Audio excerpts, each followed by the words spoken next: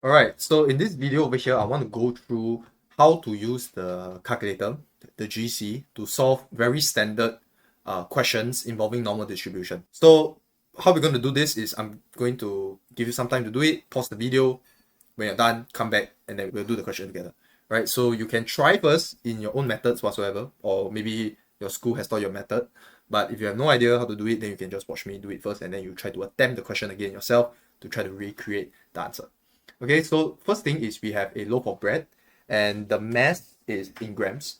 So we know that this is our continuous random variable because, okay, I'm just going to write it down here, continuous random variable. The reason why it's continuous is because we're talking about mass, right? You can be 475.123456781234567 dot grams, right? So the value is never exact. So it's a range of values instead. And it's random because for a loaf of bread, it can take on any random value within the range, right? So that's the whole idea behind it. And then we are told that what distribution does this continuous random variable follow? It follows a normal distribution.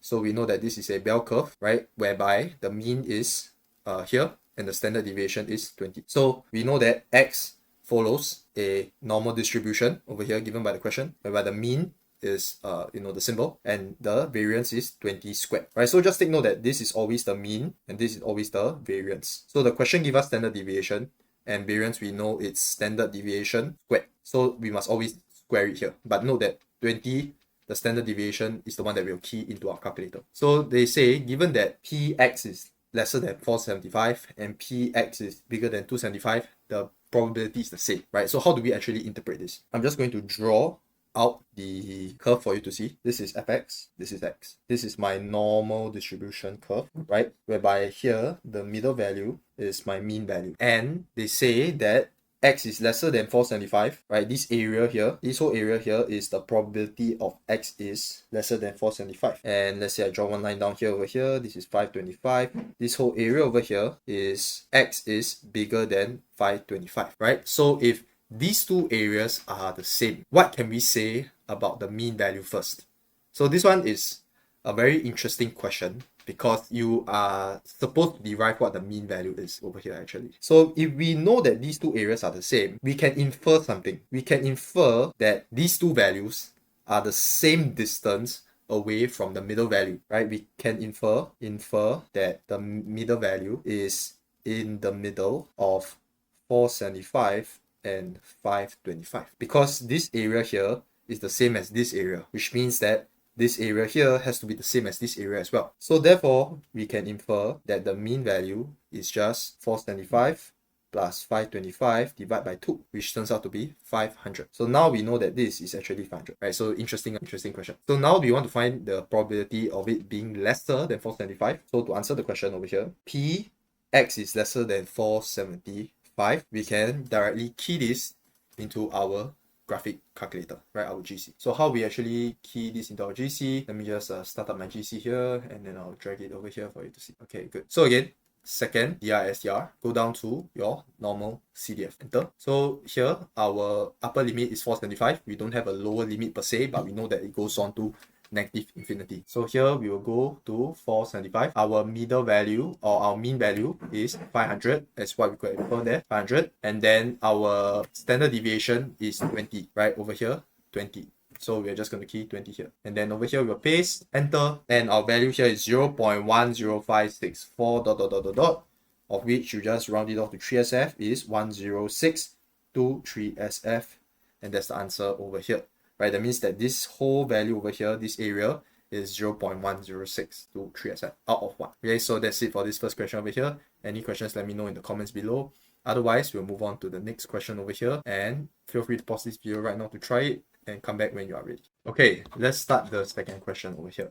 So this one actually is a brand new concept that I've not gone through in the previous videos before. But if you had read your school notes, then you might have some idea of how to solve this. Okay, so I'm going to go through this now officially, how to use this new technique to actually solve part A, actually all these parts. So we are given a normal distribution curve for a continuous random variable. So if I were to sketch it out, something like that, this is fx, this is x, right? And then here would be my mean value of 17, and this is my variance, which means that my standard deviation is square root 11. So it means that if I go down, by 1 standard deviation, here will be 17 minus root 11, and here will be 17 plus root 11, right? If I go down by 1, and then if I go up by 1, then so and so forth, like that. So now the question actually gives us the area, right? And the area is actually 0.01. So imagine now I have a value over here, right? This value here, and then this value at this point over here, this value is called A, right? And the area under this graph over here for this portion here is P x is lesser than A, right? And we know that this value is 0.01. So how exactly do we find out what is the value of A in this context? Because now it's the opposite, right? So this is where I'm going to teach you something new, which is you done using your GC as well. So P x is lesser than A equals to 0.01. So what we're going to be using is this function in your GC called inverse norm. As the name suggests, we are going to do the inverse way, right, of using a normal distribution curve. Usually we use the normal distribution curve to find the area under the curve. Now we got the area, we go the inverse way to find out what is exactly that value. So going to my GC here, just gonna clear this. Oops, let me just clear these shoes here.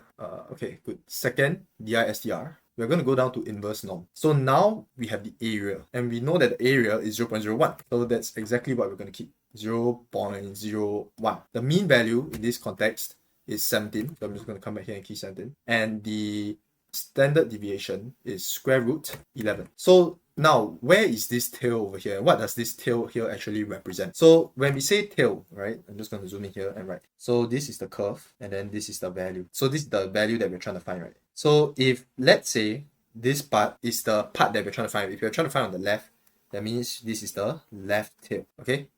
If, let's say, this over here is the portion that we're trying to find, then this is the right tail. So the good thing about inverse norm is that we are able to use left tail or right tail. So with that, it actually makes our life a lot easier, so to speak. With that said, in this question, it's a left tail because we know that it is over here, right? And the reason why we know it's here is because it's lesser than A, right? Smaller than A. Smaller than A suggests that it's on the left. So we're just going to click left tail for this. So left tail, paste, enter, enter. We get this 9.284 dot, dot, dot, dot, dot. So coming back here, I'm just going to write from GC, A is 9.28,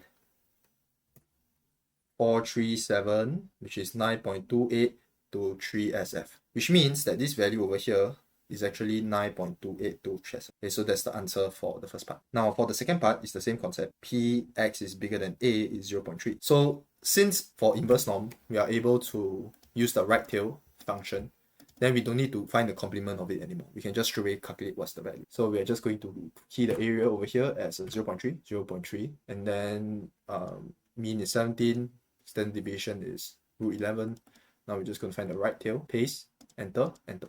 18.739. So here will be just writing here from GC, A is 18.739 dot dot dot dot dot, which is 18.7 to 3SF, and that's the final answer of that. Okay, relatively straightforward for this. Now lastly, we have this over here, bigger than A, smaller than B, 0.375, where A plus B divided by 2 is 17. So how exactly do we actually interpret this last portion over here? So I'm going to draw out the normal distribution curve again. So anytime that you're in doubt, right, just draw the normal distribution curve over here. So this over here actually suggests to us that A and B, they are equidistant from 17, right? Because the mean value of these two is 17. So if let's say I plot A over here, and let's say I plot B over here, the distance over here and the distance over here is the same, right? So they are of same distance from 17. And over here, the area here is 0.375. So how exactly do we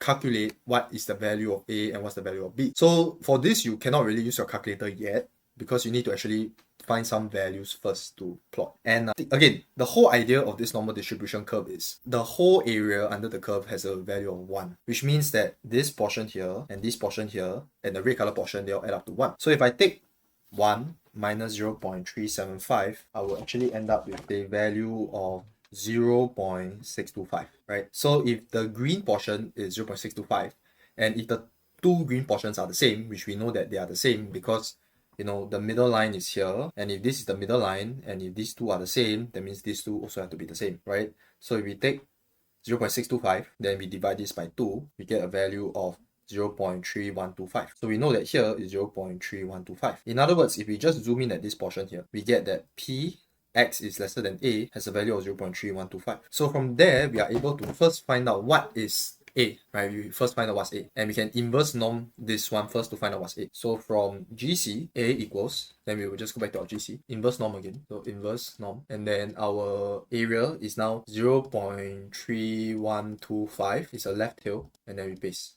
right? We get 15.3789 dot dot dot dot dot. So 15.3789 dot dot dot dot dot. Oops, just gonna come back here. Then this value will be 15.423SF, right? And over here we can then zoom into here again, which is if x is bigger than b is 0.3125 as well. That means from GC we get that b will also have a value of something. So we just got to do inverse norm. Then now instead of left tail, we'll pick right tail and paste. We get 18.621 dot dot dot, which is a final value of 18.623 SF as well. Right? So that is it for 1, 2, 3. It's all about just I mean the first two parts is something new.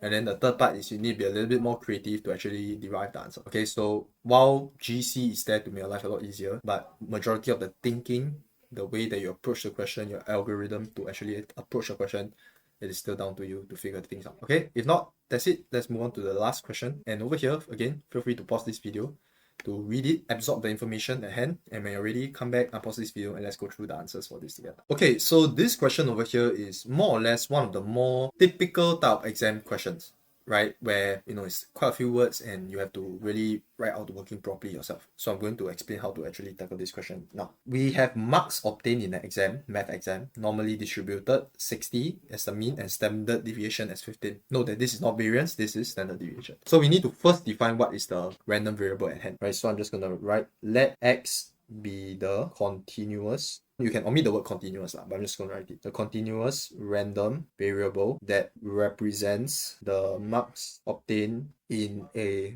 math exam, right? So we know that x over here is normally distributed with a mean of 60 and a standard deviation of 15. So we need to square this because the first thing to take note is that this is variance. So from here we derive that x has a value of 60, comma, then 15 square would be 225, and then close the bracket.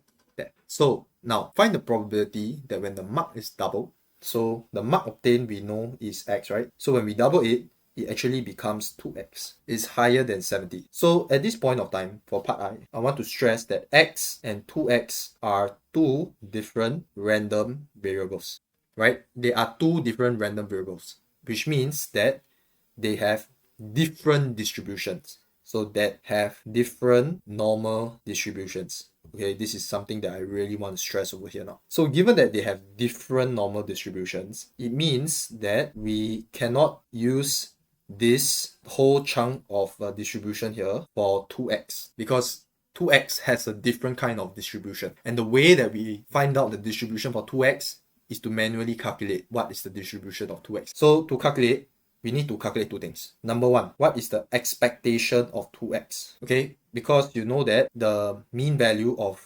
2x is essentially the expectation of 2x, right? What's the expected value? And remember in your earlier topic under discrete random variables, you learned that if there's a scalar over here, you will take out the scalar, right? So it's just 2 times ex.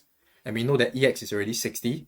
So therefore, it will be 2 times 60, which is 121st. Okay, the second thing that we need to find out is what's the variance of 2x, which is the variance of 2x. And we know that the variance of 2x, if there's a scalar multiple inside of here, we will square it, right? And put it outside as a coefficient from the previous chapter. So this will be 4 variance x. So all in all, it will just be 4 times 225, in which we will get a value of 900. So that means our 2x will have a normal distribution of 120, 900, where now this is the expected value, the mean value, and this is the variance of 2x.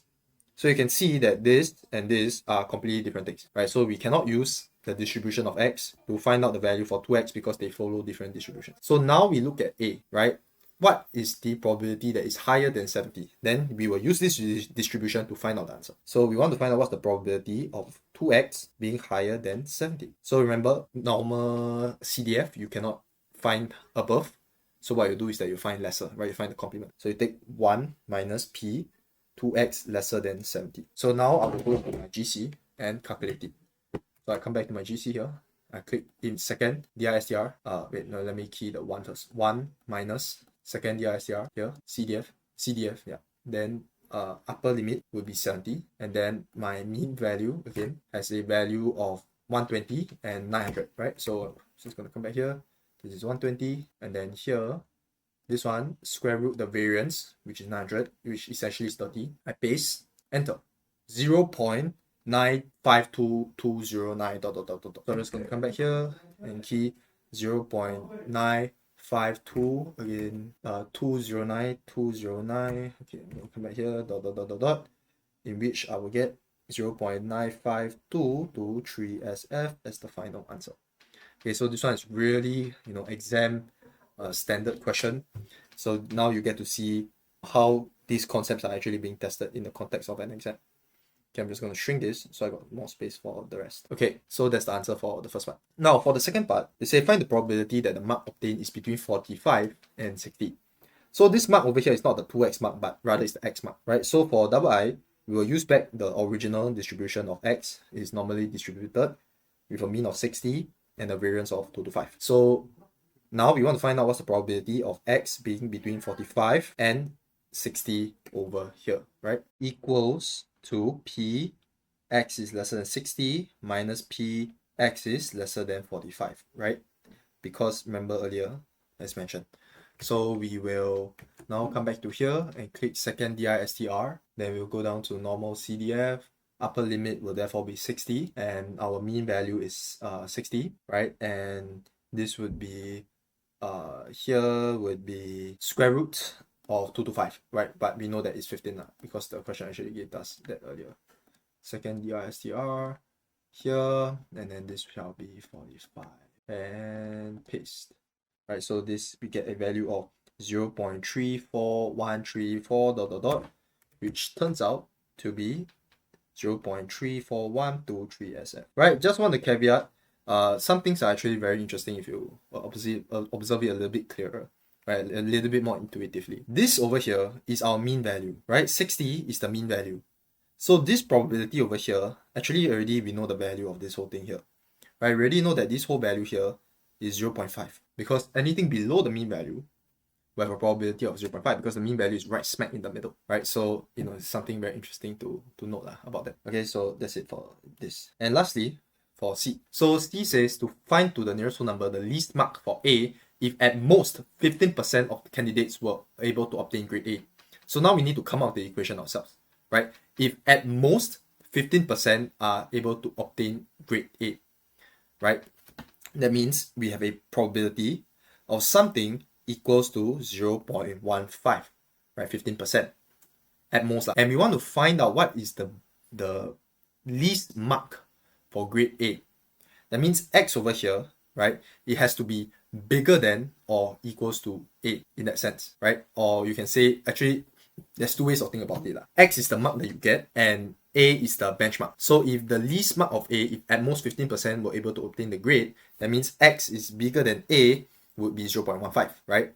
Or you can think of it as X is lesser than A would be 0.85, but both would mean the same thing, right? So if X is bigger than A is 0.15, then how do we find out what's A? So from GC, right, we get that A equals to, then all we got to do over here is just inverse norm, right? You just come back here, and then you go to inverse norm. Then here the area is 0.15. Then the mean value is 60. Then again, this is 15 given by the question. And we can do it in the right tail, enter. 75.546. So come back here, I have 75.546 dot, which is 75.5, right? Or least mark to the nearest whole number. So this will be 76 to the nearest whole number as the final answer to this question over here. Okay, oops, apologies. I didn't realize you cannot see that, but yes, it's 75.546. Okay, if not, that will be all for this portion over here. If you got any other questions, feel free to leave it in the comments below or reach out to me through WhatsApp. If not, I'll see you in the next video.